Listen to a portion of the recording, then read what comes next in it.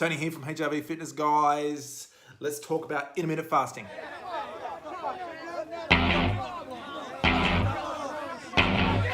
Okay guys, the other day I did a video on ketogenic diets and intermittent fasting. So today we're going to talk a little bit more about intermittent fasting. What is intermittent fasting? Intermittent fasting is just a time period for when you eat your food. That's all it is, okay? A lot of people overthink it, try and make it a little bit too complicated. But intermittent fasting is just all about eating in specific times. So pretty much what I'll do is I'll finish eating about 8 o'clock at night, and then I don't eat again until lunchtime, so 12 o'clock. So it gives me about 16 hours of fasting, and that's pretty much it. It's really simple. So what are the benefits of intermittent fasting, guys? So the benefits are massive weight loss, yeah? So I've realized, well, I've seen over the last few weeks, and especially with my clients, that's probably about 10 or so clients I have on it. I've seen about 2, 3, 4 kilos in the last 2 or 3, 4 weeks. So most of them are dropping around about a kilo a week. Initially, it dropped really quickly. They probably dropped 2 kilos, and now it's starting to plateau a little bit. And they're sitting on around about a kilo to half a kilo and a half a week. So nice and consistent as far as dropping weight and dropping body fat and dropping belly fat in particular. That's what I've found, is that my stomach has gotten smaller, and as well as obviously everywhere else, yeah? The other bonus is hyper attention, okay? So I find I'm a lot sharper, I'm a lot more attentive. I can actually focus a lot better on the high fat diet as well as the intermittent fasting. So how do you start a fast? So what I suggest is when you're starting a fast, eat plenty of fiber, okay? So your last meal, I suggest that you eat 6 to 7 cups of vegetables a day anyway as part of your intermittent fasting as well as your ketogenic diet. But before you fast, plenty of veggies, yeah? So what I normally do is I'll chop up a bowl of broccoli or cauliflower, yep, and then I just microwave it, bing, or you can cook it however you want.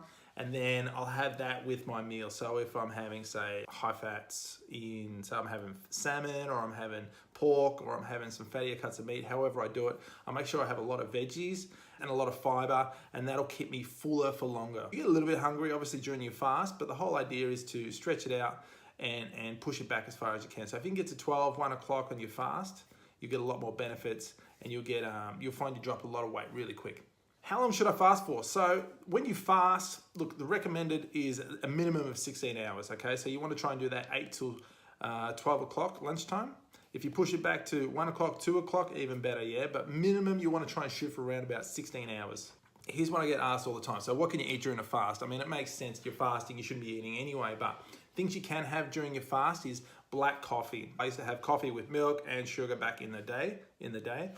Then obviously went down from 2 to 1 to 0 to no sugar, but still had milk for a long time, my coffee. So probably this year, probably about 12 months ago, took milk out of my coffee. First few, you're like, but you get used to it. After a week now, you go back to milk in your coffee and it feels weird.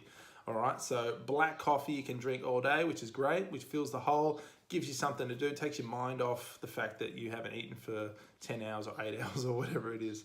Okay, so black coffee is good.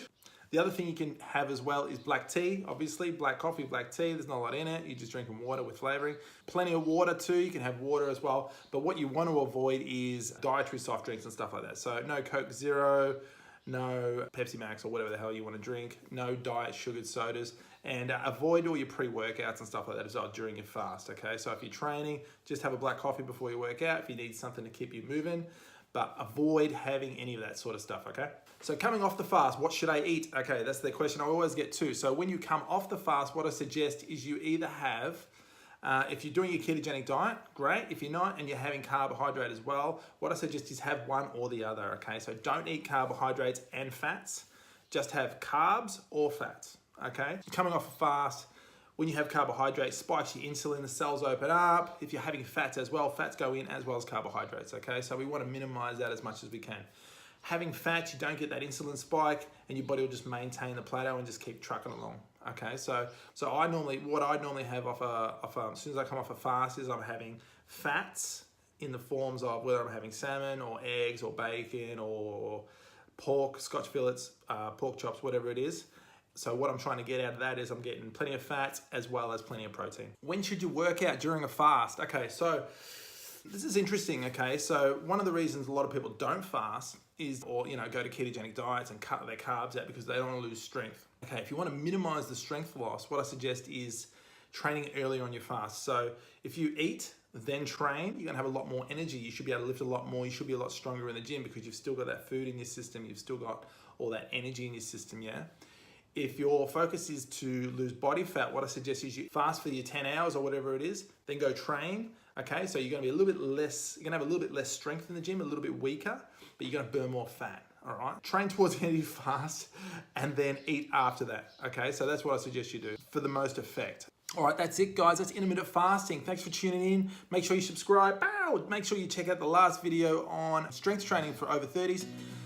Thanks, guys. Thanks for tuning in and thanks for subscribing. And I'll be back next week.